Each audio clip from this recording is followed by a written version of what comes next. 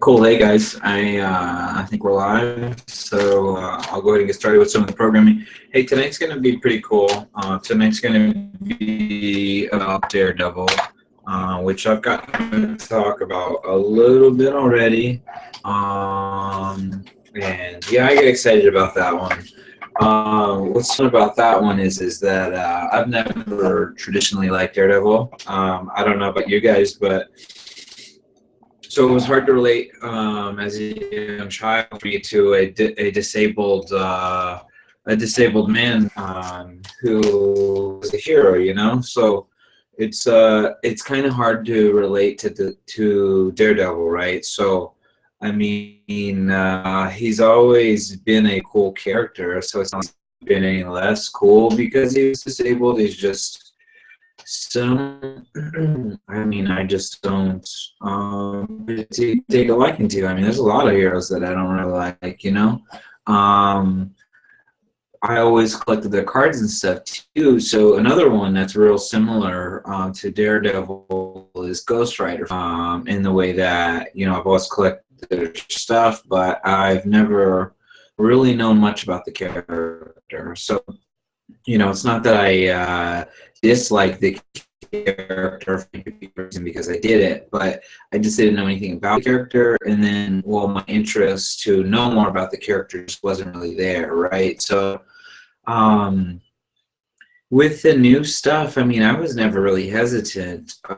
I've heard quite a few different things. More so specifically, so a few things specifically like negative karma type stuff, negative expectations about the project, but mostly due to the Ben Affleck project and the Jennifer Garner Elektra project. So those movies in particular, I guess, just weren't very good on a. I mean, you know, for me, it's like. When you watch something like that, I have this thing, so it's always, for me, it's always going to start with story. So it's going to start with the story, and then I would always blame the director before you blame the actor, right? So, but anyone ever else talks about, whenever they talk about the project, just as a whole, this is like, so that aside, let's target what could be what could have led to something bad happening to begin with, which was like a crappy script, right? So I mean, if the script is no good, then the film won't be any good. And then if you have a horrible script and then you attach it to a even more horrible director, which I'm not even sure who directed that film, right? There's been a lot of those projects that I don't feel as was beneficial due to the attachment of the director as well. I'm specifically talking about the Guardians of the Galaxy. They went through quite a few directors to get that project made, and who they ended up. Well, the final film just I went to sleep. So I have this natural built-in bullshit meter for myself. So when I'm in theaters and I'm watching a film, like for some reason I'll just pass out. Like, and I never ever pass out on anything good. But I always pass out on horrible films. So for me, that's the instant test is you know, was I sleepy? Did I pass out? You know, some of them, you know, you're expecting to have a thrill ride, you know, then like you end up falling asleep. There's been quite a few of those for me. Getting back to Daredevil, so I feel a lot of the negative connotation about, or what is stirring up the hesitation to start Devil for some people, is well, the Ben Affleck project that a lot of people are just giving a lot of bad reviews to. I mean, I haven't seen it enough to say if it's good or bad, and no, I mean, I don't really want to go back and watch it or nothing, you know what I mean? Like, that's not like one on my list or nothing, you know? So, but this project has like been very amazing. And what that means to me is that they, that the story challenging. So, for me, I enjoy complexity, but very complexity. So it's like I like layers of complexity on top of complexity. So as we progress through each episode, I don't necessarily need all right. So Daredevil is really good about that. It's about leaving. Some things are just unsolvable. Rupert Murdoch, and let me make sure. I like to pull these things up and double check because I've been wrong on a couple of things. So just to be more precise, let me pull it up because I'm not even sure what the actor's name is. He does so well. But I'm not. I get to know people, you know. I don't feel as if I need to know everyone already. But as we go through these types of things, this is how I learn as well. But I know actors' names. I've been told that I know a lot, which to me is neither here nor there.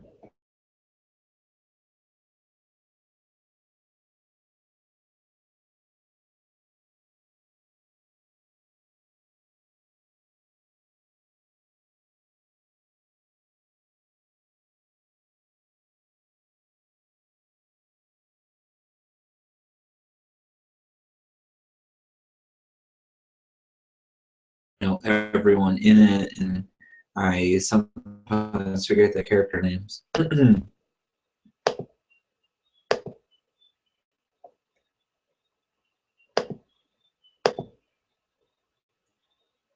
So, and I do like to play it in the background too while we're talking. And the first episode is just really fun.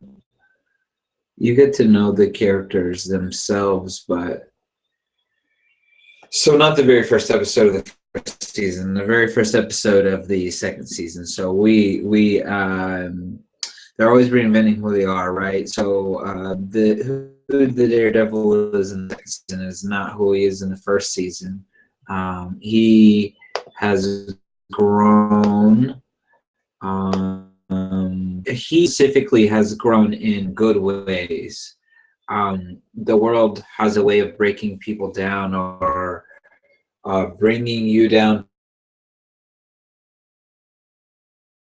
The Daredevil is another Boy Scout, right? So he's like Superman and Batman, where they refuse to kill people.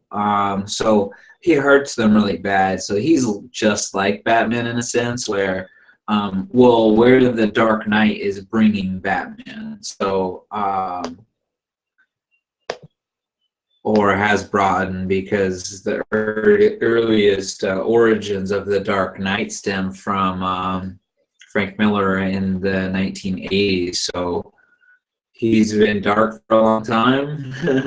Anyways, Daredevil is on that same level where he's breaking bones. He doesn't.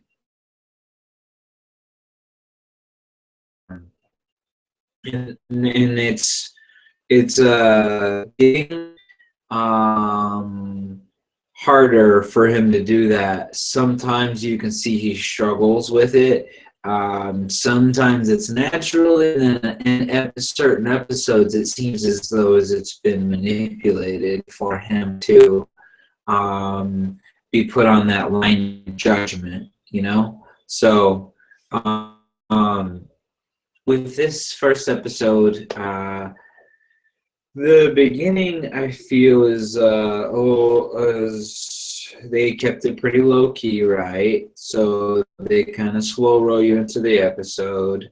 I mean, it instantly starts, with him cleaning out the city and him just crime fighting and kind of just letting you know who the Daredevil has become in Hell's Kitchen now, and that is more so of a security task force, but he's a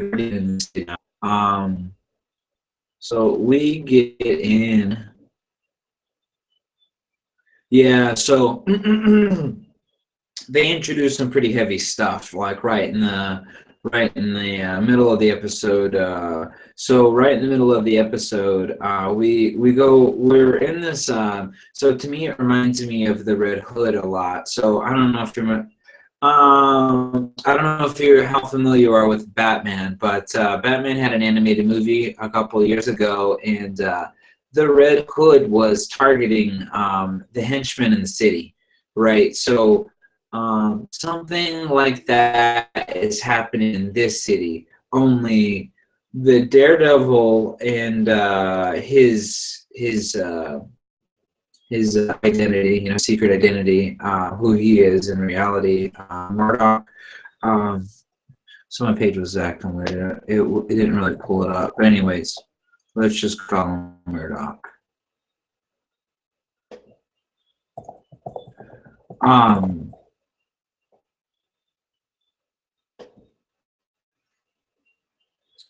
bear with me a sec.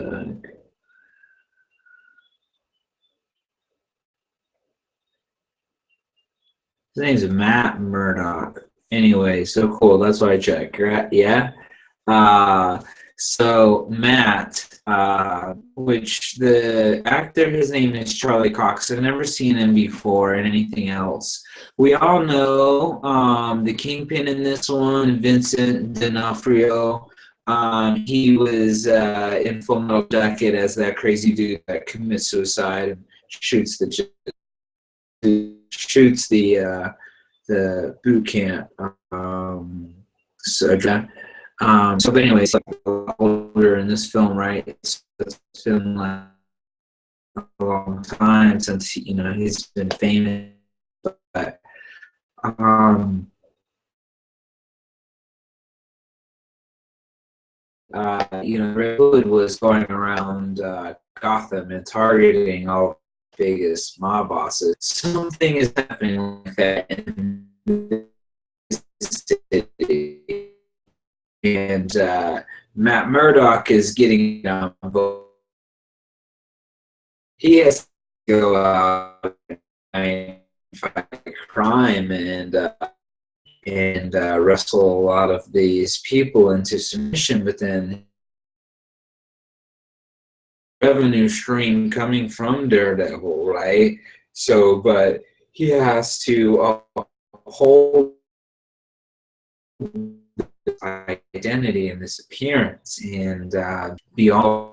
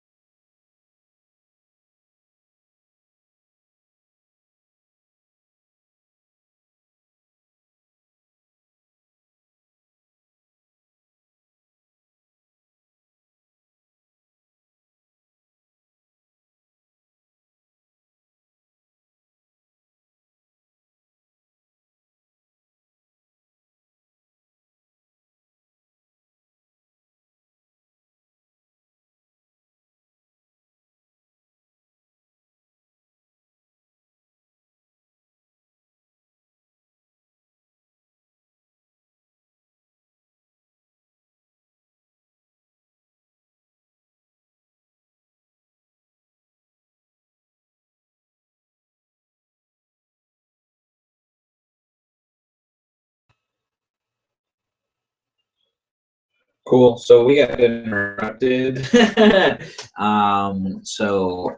Yeah. Now we're back on. So his partner Foggy does know his ego at night. You know, the Daredevil. So he's actually had to times like and help him. So even in this season, some drastic stuff happens. So like, Foggy's good at. His name is Foggy Nelson, and they went to school together. They were grade school buddies, I believe. Anyways, if not, they were definitely buddies in college. So in college, they both went to lawyer school.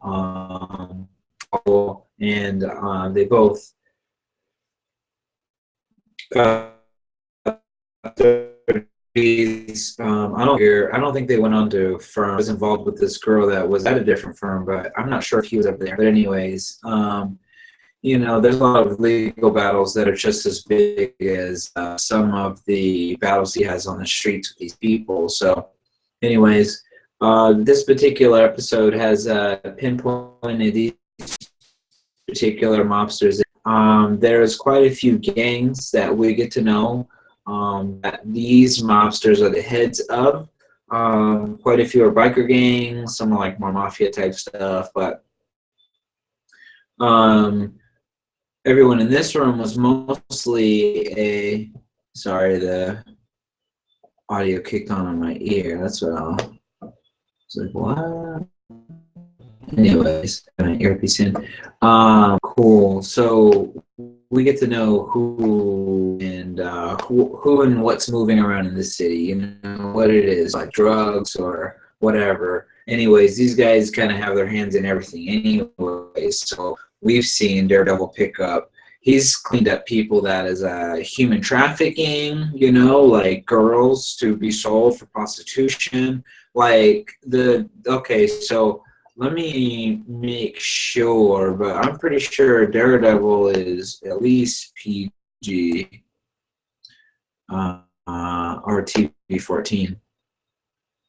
No, it's TVMA. But they don't really curse a lot in that one. They do curse and stuff, but a lot of those still keep it clean, like, you know, like it's not unthird or something.